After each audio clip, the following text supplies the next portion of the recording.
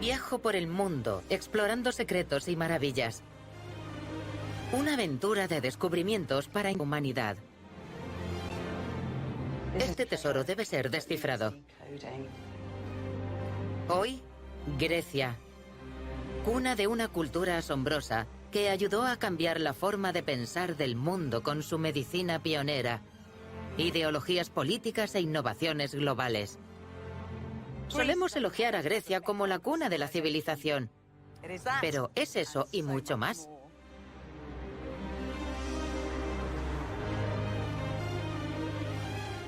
Quiero llevaros al corazón de este extraordinario lugar. Con un acceso especial y único a tesoros y descubrimientos. ¡Oh, Dios mío! Revelando secretos y sorpresas. Dios, si estas paredes pudieran hablar. Que captan el espíritu excepcional e imperecedero. Es brillante. Brillante. De esta antigua tierra. ¡Qué genios, qué genialidad! Y era así hace 2500 años. Cada uno revela algo vital sobre el mundo y sobre nosotros. Os llevaré a visitar los tesoros que he elegido cuidadosamente.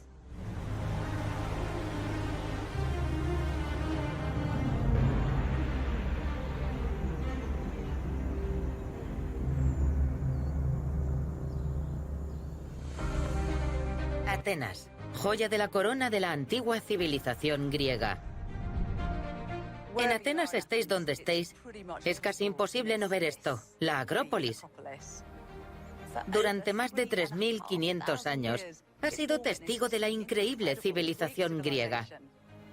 Una civilización que todavía tiene un impacto en nuestras vidas. En la roca de la Acrópolis había un teatro, una sala de conciertos y, por supuesto, el gran templo de la diosa Atenea, el Partenón. El Partenón ha llegado a encarnar lo que algunos describen como la Edad de Oro de Atenas en el siglo V a.C., pero en realidad el espíritu griego de innovación y ambición y la creatividad, energía y audacia con la que se construyeron los tesoros de la Acrópolis se manifestaron en distintas épocas y en distintos lugares de Grecia. Para llegar al corazón de esta historia que supuso un punto de inflexión, voy a explorar los misteriosos e inspiradores tesoros de Grecia que revelan nuestra profunda deuda con el pasado. Primero me dirijo a uno de los lugares antiguos más emblemáticos del planeta. Hogar del espíritu competitivo que hizo a los griegos especiales y que dio forma a nuestro mundo. Olimpia, el lugar donde nacieron los Juegos Olímpicos. Me encanta venir a Olimpia porque no solo es emocionante estar en este famoso lugar, cuna de los Juegos, sino que además tiene mucho más que enseñar. Durante más de 3000 años, Olimpia ha sido un lugar sagrado.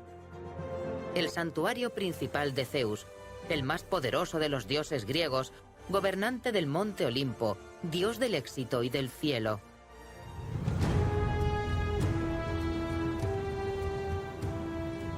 En la antigüedad, los visitantes entrarían en este espacio sagrado con una sensación dividida entre el asombro y la intimidación, sabiendo que con cada paso se acercaban más al hogar de ese Dios todopoderoso.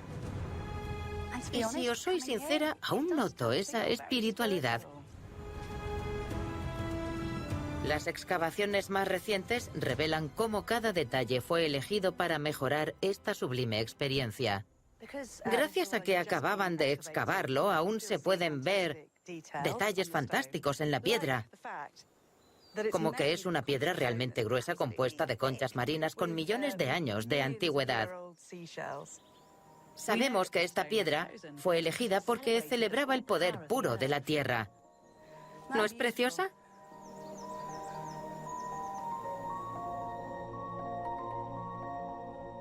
Este es el Altis, el santuario de los dioses, el centro del poder divino y una celebración del poder de las creaciones de la humanidad. Y en su corazón se encontraba el magnífico templo de Zeus. Dentro del templo había una enorme estatua del dios decorada en oro y marfil de más de 12 metros de altura, tan espectacular que fue considerada una de las 7 maravillas del mundo.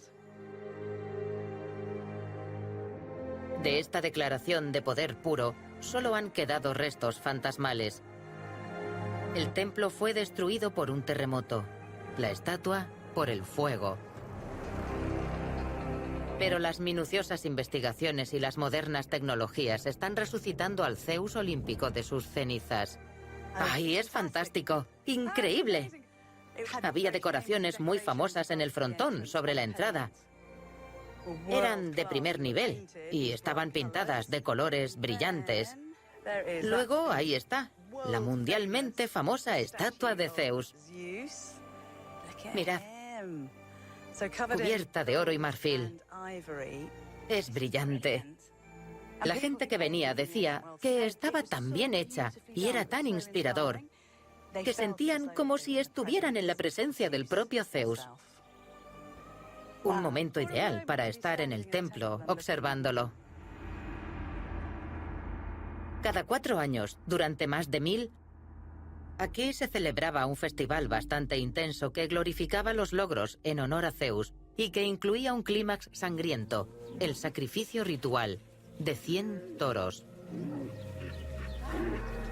Los degollaban y luego los incineraban como ofrenda a los dioses.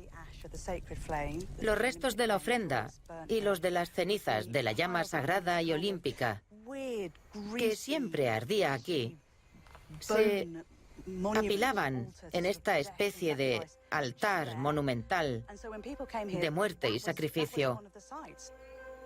Por eso, era un lugar de interés, tan emocionante como el propio hecho de venir aquí.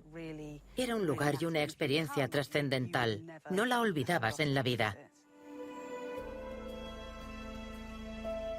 Aquí los hombres podían convertirse en superhéroes y compañeros de los dioses si se alzaban con la victoria en la mayor competición deportiva del mundo antiguo, los Juegos Olímpicos. Solo podían participar los ciudadanos griegos libres. Los heraldos viajaban por todo el mundo griego, desde Sicilia hasta Georgia, la antigua Cólquida, para invitar a los aspirantes a atletas a competir. Esta era la mayor reunión de griegos del mundo antiguo, y la emoción debía ser extraordinaria.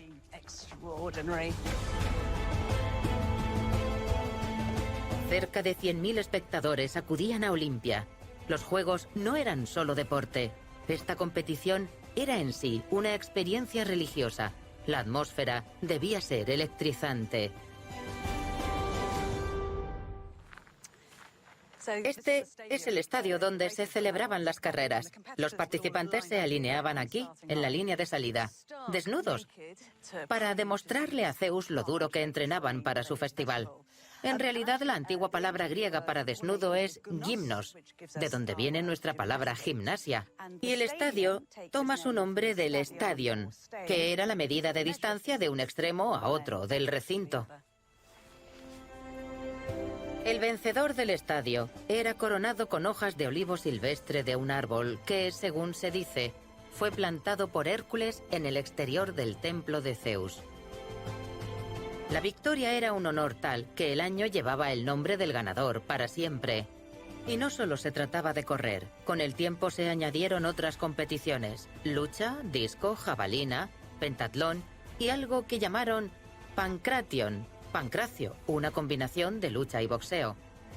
A lo largo de los Juegos la rivalidad era más que intensa.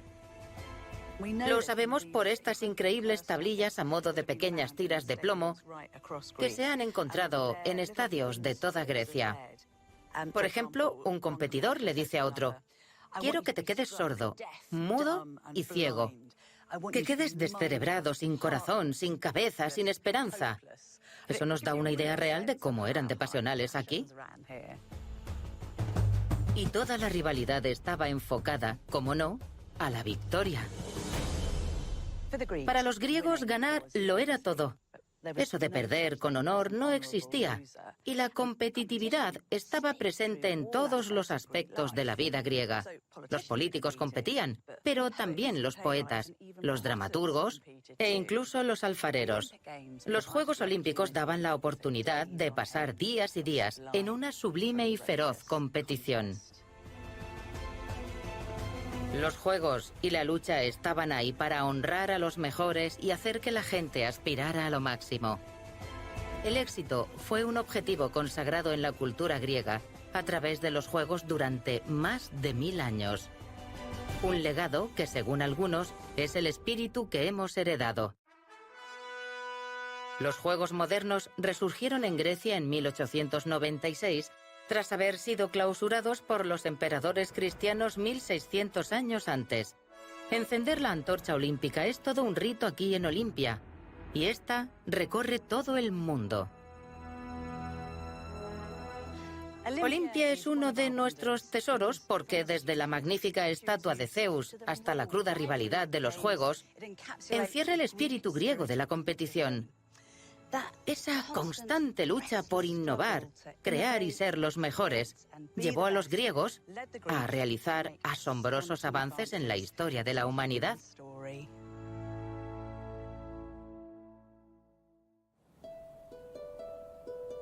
El siguiente tesoro es un experimento de utopía. Una ciudad-estado donde las mujeres y los hombres lo daban todo por el bien común. Esparta, en el sureste del Peloponeso. Cuando visitamos Esparta, puede ser difícil imaginar que fuera una de las civilizaciones más influyentes en la historia del mundo. Pero hay una buena razón para ello, y es que los espartanos no creían en la riqueza material o en los edificios monumentales. Lo que les importaba era la experiencia humana y la fuerza militar. Los ciudadanos varones de Esparta eran luchadores a tiempo completo. Hombres que lo compartían todo. Pero la selección para esta vida de élite militar comenzaba al nacer. Cuando los bebés nacían, eran bañados en vino por los ancianos o gerontes de la ciudad para hacerlos más fuertes, y si se les consideraba débiles o discapacitados de algún modo, eran arrojados desde la cima de esa montaña.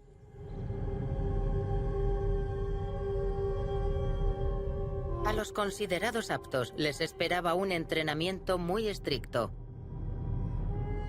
A partir de los 7 años, todos los niños eran sacados de la ciudad y llevados al agogé, una especie de entrenamiento extremo. Allí se les enseñaba música y baile, pero sobre todo habilidades de supervivencia y militares, porque la idea era convertir a estos jóvenes en las máquinas de combate definitivas.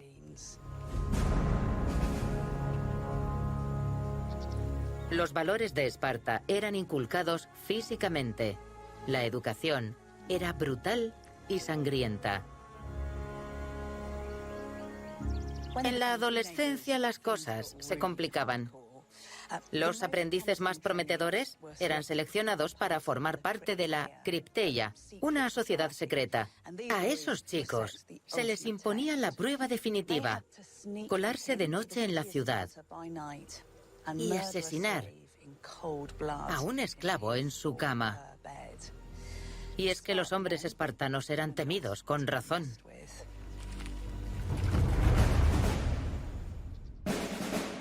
A partir de los 20 años, estos hombres solo podían ser soldados a tiempo completo. Y alguien tenía que hacer todo lo demás para dirigir la sociedad espartana. En Esparta, el trabajo no militar era desempeñado por una población de esclavos, los hilotas. No deja de ser una verdad incómoda sobre la sociedad griega que existía un tipo de economía esclavista. Pero en Esparta era distinto. Los hilotas no eran forasteros. Eran griegos que habían sido conquistados y subordinados por los espartanos. Y eran ellos los que hacían posible la máquina de guerra espartana. Pero en comparación con otras ciudades-estado griegas como Atenas, aquí las mujeres estaban liberadas. Las mujeres espartanas prácticamente llevaban el funcionamiento de la ciudad. Se les enseñaba a hablar en público y se les permitían las mismas raciones que a los hombres, algo muy atípico en el mundo antiguo. Podían beber vino, correr en carros y solían reunirse para conmemorar a Helena de Troya, la poderosa reina que fue originalmente Helena de Esparta. Se untaban mutuamente aceite de oliva y se habla de noches de ambrosía y del deseo de relajar los cuerpos. La verdad es que todo suena ciertamente maravilloso y erótico. Muchas de estas libertades estaban ahí para asegurar que las mujeres espartanas fueran lo bastante fuertes como para dar a luz a niños sanos, puntas de lanza para un ejército modelo, pero no dejaban de ser libertades. Por supuesto que había un lado oscuro en el sistema espartano, pero lo que cautivó a sus contemporáneos y a muchas generaciones futuras fue su compromiso absoluto con la excelencia y el valor. Esas cualidades fueron el núcleo de la última batalla de los espartanos en las Termópilas, cuando 300 soldados espartanos, enormemente superados por un ejército persa, se negaron a retirarse sabiendo que al mantenerse firmes, se enfrentaban a una muerte segura.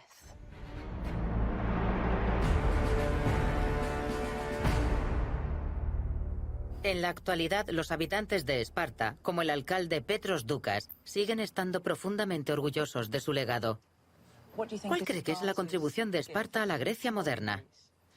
La contribución es el concepto de valentía, de amar a tu tierra y de ser capaz de sacrificarse por las leyes y por tu país.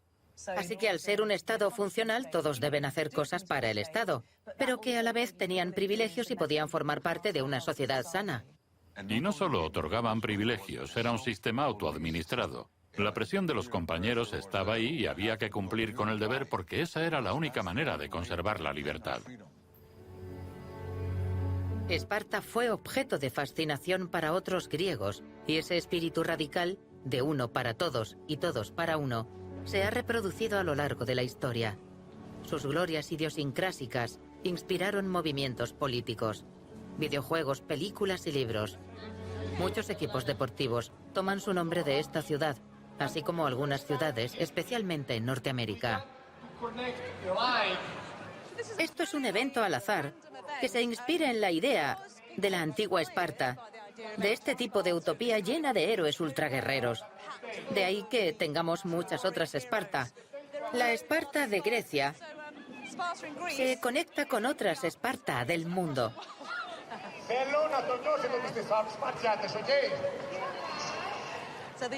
Toda esta gente se ha reunido para gritar la famosa frase de la película 300. Esto es Esparta.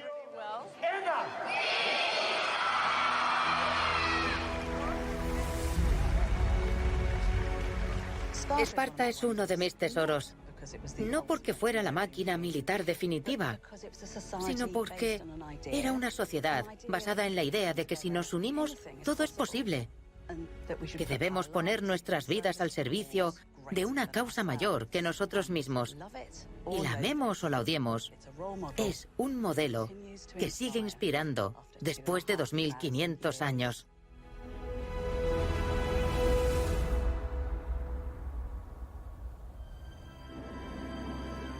Ahora sigo los pasos de viajeros de todo el mundo antiguo que hicieron este mismo viaje como si su vida dependiera de ello. Mi destino es Epidauro, un tesoro con un secreto, un lugar que nutría el cuerpo y el alma. Y la historia comienza en uno de los edificios más espectaculares del mundo antiguo.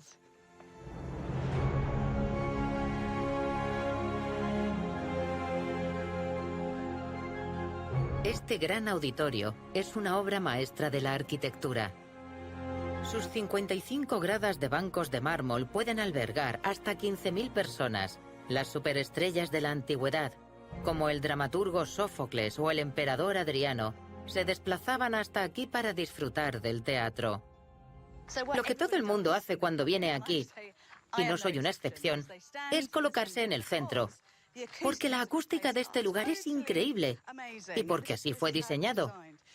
Se escucha perfectamente incluso en la parte superior, pero necesito que alguien me escuche, así que he recurrido al amable Ángelos. Ángelos, Hola. ¿te parece bien que me quede aquí y tú te subes allí? Claro, ¿por qué no? Pero dime si me oyes, porque no voy a gritar, ¿vale? De acuerdo. ¿Sí? Me voy. Adiós. Gracias. Bien, yo estoy abajo y he mandado a Ángelos arriba para ver si puede oírme. Lo prometo, quiero que me oiga sin levantar la voz en absoluto. Ya está arriba. Oye, Ángelos. Ángelos, ¿puedes oírme? ¿Puedo oírte? Vale, probaré con un poco de tragedia griega. Las heridas de alguien que te ama y las heridas de alguien que te odia son iguales. Porque el amor de un amante es incurable, sea bueno o malo. Oye, qué bonito. Venga, ¿qué? Era una prueba. ¿De qué hablaba? De las heridas del amor. Exacto. Es brillante. Brillante. ¡Qué genios! ¡Qué genialidad! Y era así hace 2500 años. Los antiguos griegos compartían esas brillantes y hermosas palabras, esos grandes ideales sobre el ser humano. Por eso lo que se decía aquí tenía tanta importancia. Pero el teatro no era en realidad la razón por la que los antiguos venían desde tan lejos. Venían porque este paraíso terrenal era sagrado para Asclepio, dios de la medicina, protector de la salud y la felicidad humana, que se cree nació aquí. Este era uno de los primeros centros de salud, famoso en todo el mundo griego y romano. Aquí venían como peregrinos y pacientes. Venían a honrar al dios que en el centro del santuario tenía un enorme templo en su honor, con una estatua gigante de oro y marfil. Pero también venían desesperados por curarse.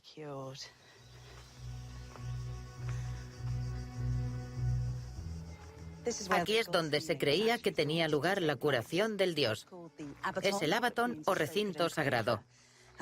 Durante el día, los enfermos y los heridos se tumbaban aquí y por la noche entraban en una cámara oscura para someterse al rito sagrado de la incubación. Los pacientes se dormían esperando a que Asclepio viniera a ellos en sus sueños, creyendo que los curaría mágicamente o les revelaría el tratamiento que necesitaban. Cuenta la historia que un hombre ciego se curó, pero luego no entregó suficientes ofrendas al santuario e inmediatamente volvió a perder la vista. Volvió y se curó por segunda vez. A los sacerdotes les encantó el hecho. Le dieron mucha importancia y lo publicitaron. Y es que les convenía que supieran que aquí ocurrían milagros, pero solo al precio correcto. Sin embargo, había tratamientos gratuitos. Es ideal que haya perros en el santuario, porque sabemos que había muchos perros en la antigüedad. Los perros eran sagrados para Asclepio. Algo que puede no entenderse. Podríamos preguntarnos por qué. Pero investigaciones recientes muestran que la saliva del perro posee propiedades antibacterianas. De ahí que puedan curar lamiendo. Eso los convertían en una especie de agentes curativos en el mundo antiguo. Todavía están por aquí. Aunque no tengo claro si quiero que me laman las heridas. Pero el tratamiento aquí iba más allá de los perros y los milagros. La arqueología ha revelado por qué este lugar fue cuna de la medicina. Hay algo en esta estupenda vitrina que quiero mostraros. Todos estos instrumentos médicos que se encontraron en el lugar son los precursores de los instrumentos quirúrgicos actuales. Hay pinzas, espátulas, cuchillos y también pequeños ganchos para las venas. Es muy interesante porque no solo había sacerdotes que recibían a la gente. Pensamos que aquí operaban médicos, Los antiguos griegos fueron grandes pioneros en el campo de la medicina. De hecho, nuestra palabra farmacia viene de una palabra griega antigua, de fármaca, que significa pequeños remedios, a veces medicamentos. De todas formas, sabiendo que operaban con instrumentos como estos, nos alivia saber que usaran analgésicos en forma de opiáceos.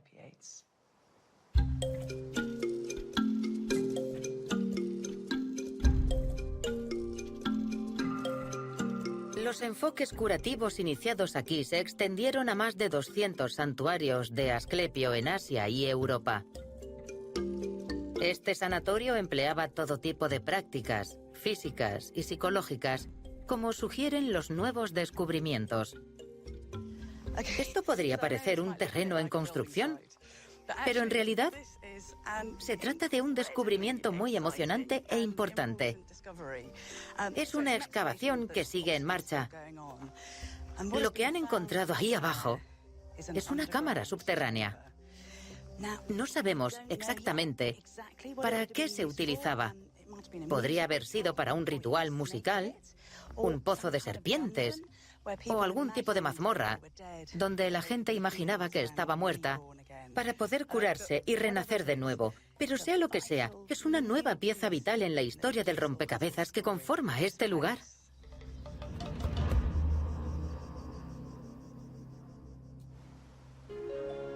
Y esta es una historia que nos importa, que tiene mucho que enseñarnos, porque hace 2000 años, las mujeres y los hombres tenían un enfoque holístico de la vida, de la salud y la felicidad, que ahora estamos retomando.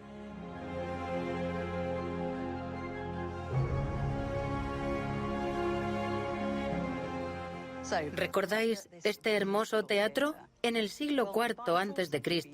no solo había un teatro, también un estadio, una pista de atletismo, un gimnasio y un odeón, que es la palabra griega antigua para designar un teatro de variedades. Al principio podríamos pensar que todo esto era solo un entretenimiento para visitantes y peregrinos, pero la realidad es mucho más profunda. Este lugar servía como terapia, porque los antiguos griegos creían que a un cuerpo sano debía corresponderle una mente sana. El filósofo Aristóteles decía que cuando la gente se reunía en un teatro como este para escuchar una obra, era una catarsis, una purga y un bálsamo para el alma de la sociedad.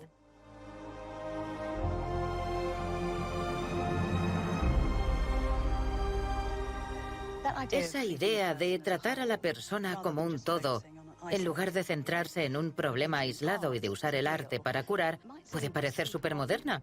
Pero los griegos lo hacían hace 2500 años.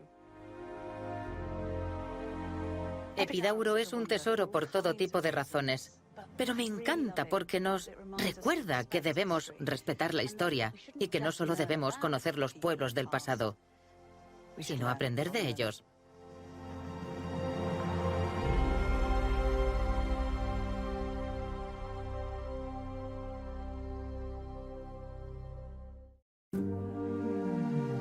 El siguiente tesoro se encuentra en el corazón del norte de Grecia y abre una página en el libro de la ambición.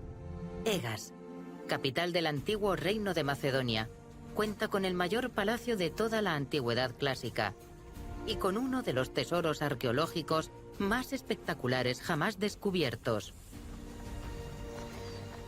He venido aquí en busca de oro y de la verdadera historia de dos de los reyes más emblemáticos y dinámicos del mundo antiguo.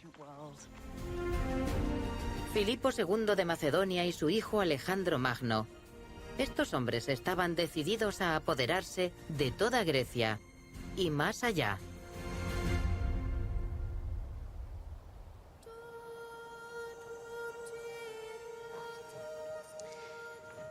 La ambición política y militar de Filipo era igualada por su visión cultural y filosófica. Mientras conquistaba Grecia, construyó un enorme cuartel general aquí mismo.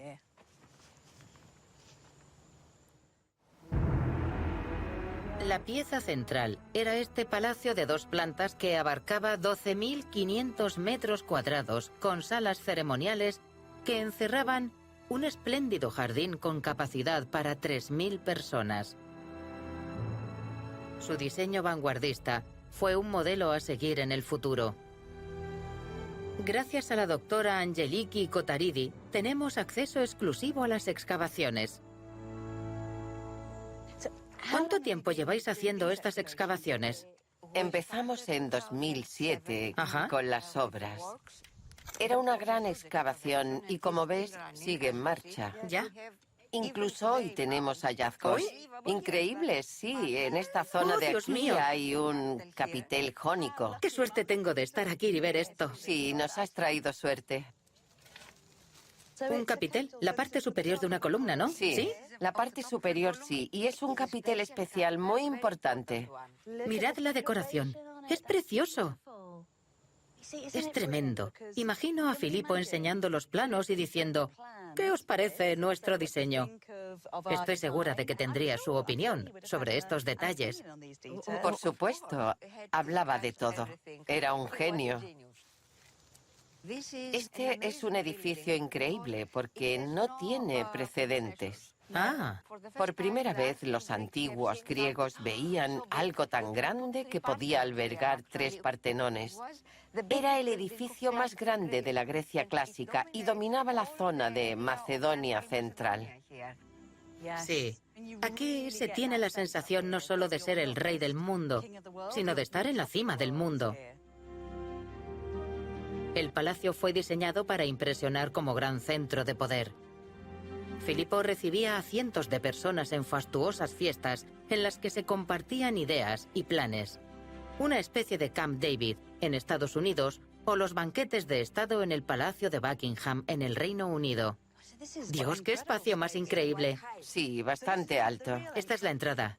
Sí, Sí. la puerta. Fantástico. Muy grande, de 6 metros de altura.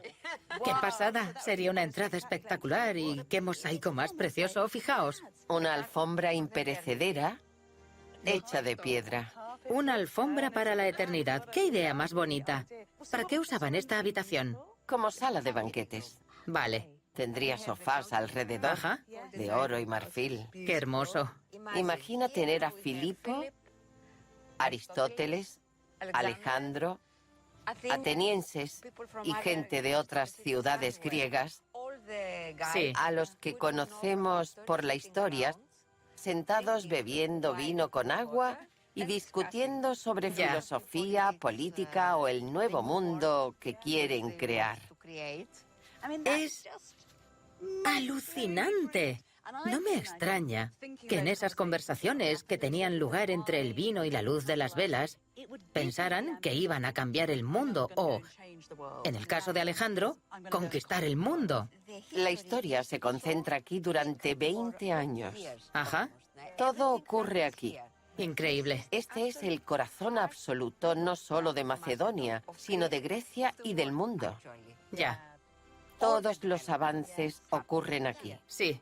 Sí, aquí. Es el vientre Sí. que da origen a todo. Increíble. En octubre del 336 a.C., en la cúspide de su poder, Filipo invitó a los principales personajes de la época a Egas para celebrar la fastuosa boda de la hermana de Alejandro, Cleopatra de Macedonia. Como parte de los festejos, el rey organizó juegos en el teatro y los espectadores se agolparon. Todo comenzó con una procesión al amanecer. Las estatuas de los 12 dioses del Olimpo salieron en procesión, seguidas de una estatua del propio rey para demostrar que él también tenía poder divino. Filipo había despedido a su guardia personal para demostrar que estaba protegido por la buena voluntad de los griegos. Entró solo, vestido con un hermoso manto blanco. Pero de repente, un asesino se adelantó, alguien que le había sido leal antes, y le apuñaló bajo las costillas. Ante una multitud horrorizada, el rey cayó muerto al suelo. Ahora había un nuevo rey al mando, Alejandro Magno. Alejandro enterró a su padre aquí mismo, en Egas, en un vasto túmulo y en una ceremonia sin parangón. 17 meses después partió al frente de su ejército en una campaña implacable de 11 años, conquistando territorios desde Egipto hasta el actual Afganistán y la India, exportando la cultura griega a Asia, Oriente Medio y el norte de África. A lo largo de los siglos, el 90% de las tumbas reales de Egas fueron saqueadas. Pero entonces se produjo un descubrimiento milagroso. En las profundidades de este túmulo había cámaras intactas, entre ellas la del gran rey Filipo II.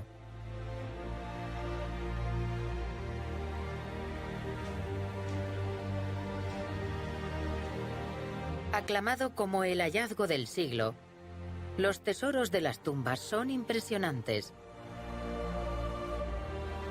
El escudo de marfil y oro de Filipo II.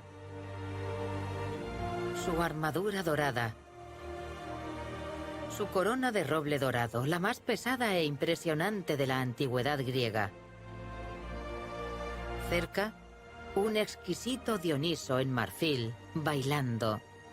Y quizás lo más emocionante de todo, un cofre de oro puro que contiene los huesos del rey. El milagroso descubrimiento de las tumbas y sus tesoros nos ofrece una ventana única a la vida de dos de los hombres más poderosos e influyentes del mundo. Este lugar es fantástico, porque aquí la historia vuelve a cobrar vida. Egas es uno de mis tesoros, no solo porque nos habla del poder y la ambición de los reyes macedonios, sino porque revela una historia muy humana. Desde los grandes diseños de Filipo II, a su brutal muerte, o a la piedad filial de Alejandro reflejada en todo ese oro. Es un lugar donde podemos sentir las corrientes emocionales del pasado y donde conoceremos las personalidades que llegaron a dar forma a la historia del mundo.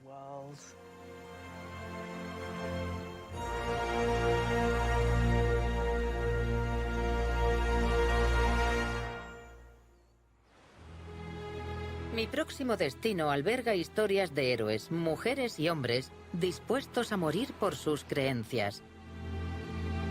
Un lugar testigo de la grandiosa historia de Grecia, desde la antigüedad hasta la modernidad. Nauplia, primera capital del Estado griego moderno. Un tesoro donde la geografía hace historia. Este puerto está naturalmente protegido y se encuentra justo en el cruce de Asia y Europa, por lo que siempre ha sido un importante centro de comercio que data probablemente de hace unos 4000 años. Pero el problema de los tesoros es que atraen a los ladrones y a lo largo de su historia bizantinos, francos, venecianos y otomanos han luchado por conquistar esos tesoros, dejando su huella en esta ciudad debido a su ambición por controlar el mar.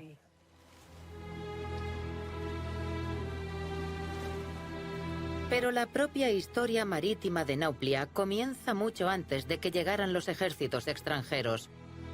Según la leyenda, la ciudad fue fundada por Nauplios, hijo del dios del mar, Poseidón.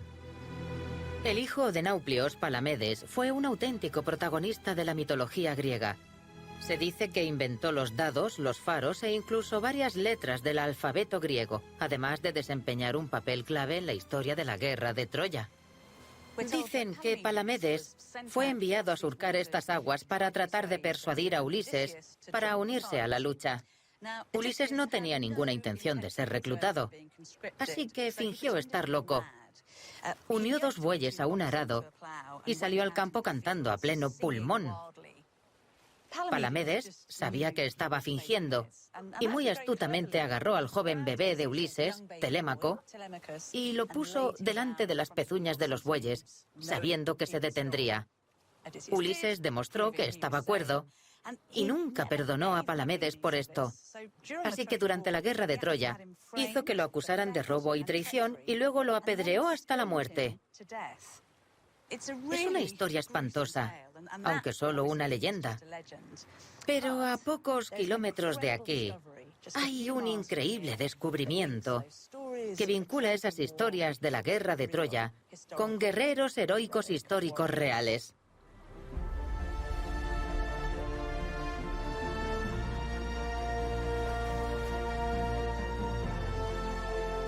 Este hallazgo se encuentra ahora en el Museo Arqueológico de Nauplia. Vine por primera vez aquí hace años cuando estaba investigando para un libro sobre Helena de Troya y recuerdo que me emocioné mucho, así que me alegra volver. El tesoro que he venido a ver es un superviviente de la Edad de Bronce, hace 3500 años, época en la que se desarrolla la historia de la guerra de Troya. Dios mío, esto nunca decepciona. Porque hay que recordar que estamos viendo una armadura que tiene cerca de 3500 años de antigüedad. Debía pertenecer a un guerrero, y está hecha de bronce, pero de un bronce muy fino, con láminas de 1 milímetro de espesor. Eso implicaba protección, pero muy ligera de llevar. La parte superior consta de este fabuloso casco decorado con colmillos de jabalí. Los jabalíes eran y siguen siendo feroces, por lo que todo estaba diseñado para impresionar e intimidar. Es físicamente el material del que están hechas las leyendas.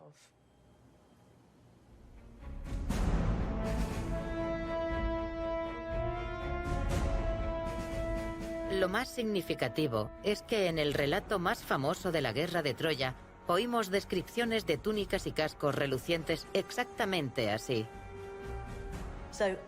Creo que esto demuestra que estas fabulosas historias sobre héroes guerreros como Palamedes tienen sus raíces en hechos históricos concretos. Tan poderosa era la presencia de Palamedes en Nauplia, que dio su nombre a la colina que se eleva sobre la ciudad y a la formidable fortaleza construida sobre ella. El Palamidi se construyó a principios del siglo XVIII, cuando todo el Peloponeso estaba bajo el control de Venecia y Nauplia era su capital. Las obras de la fortaleza comenzaron en 1711. La construcción de esta fortaleza fue un increíble logro de la ingeniería, porque ya veis lo complejo del terreno. Los venecianos lo hicieron aún más complejo para ellos, porque construyeron 8 bastiones separados, buscando así un concepto de fuerza en su profundidad. Si un bastión caía, los soldados podían subir y ocupar el de arriba. Se completó justo a tiempo, porque en 1715 los otomanos de Turquía atacaron. Solo había 2000 soldados venecianos y, según los informes, cuando se asomaron vieron a entre 70.000 y 100.000 soldados otomanos agrupados en barcos en el puerto o atacando la fortaleza. Los venecianos ni siquiera se molestaron en probar su ingenioso sistema de bastiones. Abandonaron la fortaleza, huyeron a la ciudad y los otomanos quedaron al mando.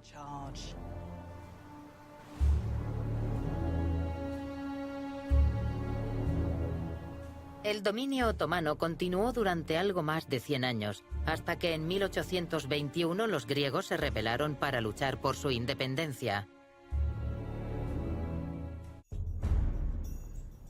Un año más tarde, en 1822, en la noche del 29 de noviembre, y al amparo de la oscuridad, irrumpió una banda de rebeldes por la libertad griega y logró tomar el fuerte de los turcos.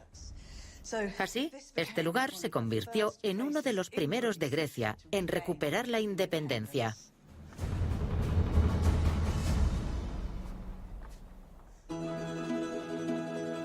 La guerra continuaba y a los combatientes griegos se les unió un pequeño ejército de extranjeros. Estos voluntarios se inspiraban en la creencia de que la civilización occidental tenía una profunda deuda con los griegos antiguos y por tanto con los modernos. El más famoso fue el poeta y aventurero británico Lord Byron, cuyo recuerdo sigue muy vivo en Nauplia.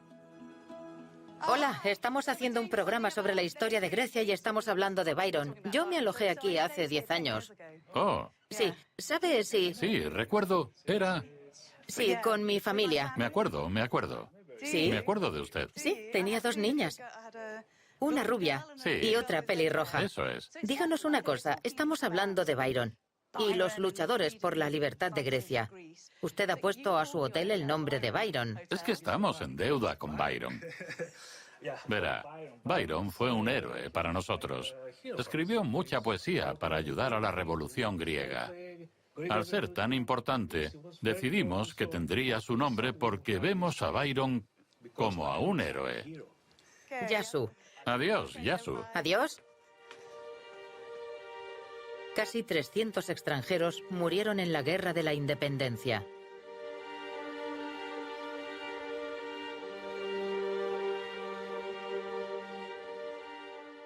Hay algo conmovedor en la gente que está dispuesta a dar su vida y morir por la libertad de otra persona.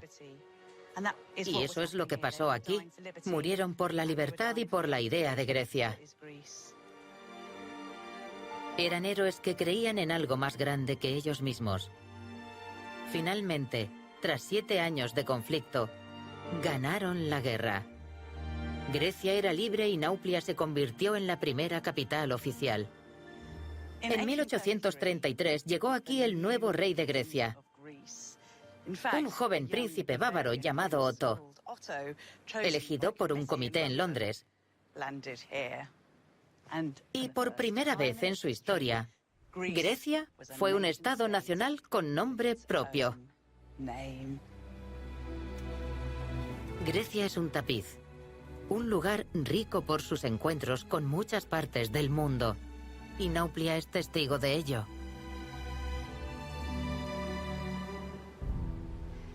Esta ciudad encarna la compleja historia de Grecia, una historia que va de Oriente a Occidente, de la antigüedad a la modernidad, y que ha inspirado a héroes legendarios o reales a lo largo de miles de años.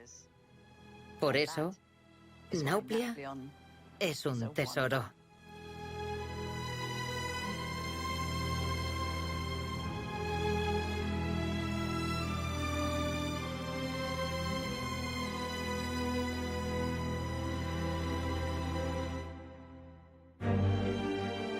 Mis tesoros griegos me han llevado a través de esta gloriosa tierra. He sentido la pasión de los antiguos Juegos Olímpicos. Me he deslumbrado con el oro de Macedonia y he visitado el primer balneario de la civilización occidental. He disfrutado como nunca de este viaje para explorar las maravillas y los tesoros de Grecia. Ha sido épico. Me ha demostrado que la ambición, la determinación, la inspiración y la pura curiosidad construyen una civilización. Y me ha recordado que los dones de los griegos siguen disfrutándose en todo el mundo.